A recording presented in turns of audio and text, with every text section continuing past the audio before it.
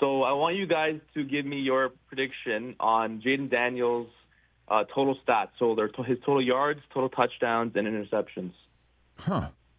All right. Chris, do you want to give me what they were last year? Can you look up what they were last year? Christian, what are you thinking? How about that? I'm thinking combined, because he's a big rusher too.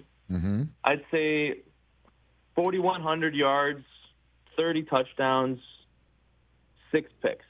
30 touchdowns, 6 interceptions. Would be a hell of a stat line. So last year he started every game despite having the rib injury midway through the year. He had just under 3,600 yards passing, 25 touchdowns, 9 picks. I think if he had 29 touchdowns last year, he did have nearly 900 yards rushing and 6 more touchdowns. All right, so you're 4,100, Christian. That includes rushing yards as well. Yeah. All right, so obviously he had more than that last year. Yeah, that seems a little low. So total yards, I'm going to give him 5,000. How does that sound? 5,000 total yards. Yes, sir. Okay. Passing and receiving, passing and running. Pardon me. It's 29 passing touchdowns he had last year. 25 passing touchdowns. With then 6 rushing touchdowns. And 6 rushing touchdowns, so 31 total touchdowns. I'll give him 35 total touchdowns. And 9 interceptions. I think he'll be better. I'll give him the 6 INTs. I'll stay with you on the 6 INTs. Thanks for the call, Christian. And because he's got Debo. This is what he had to say about Debo at Fanatics Fest. I'm excited. I'm excited to work with him more in training camp. Obviously, offseason was good, but now you just see what he's proven year in and year out, and I'm excited to throw him a little screen, and hopefully on the stat sheet it says a touchdown for 80 yards, and I didn't have to do any of the work. But I'm excited. He's a great person, great fit in the locker room, wide array. So we're gonna see hopefully a lot of touchdowns. And by the way, they're going to sign McLaurin. I'm not concerned about that at all. They'll get that handled. They'll get that squared away. You're probably right.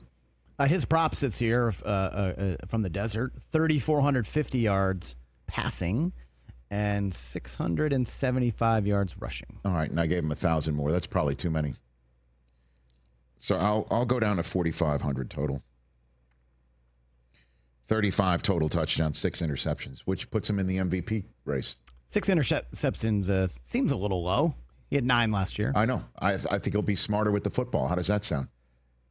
I think maybe he doesn't run as much. Man, if he has the Debo that can go 80 yards on a screen, if that's the guy that shows up, right, and they have that capability, along with McLaurin in the running game and his game, they are going to be awfully tough to beat. I just loved seeing him. I just love seeing him in person. He's just so chill.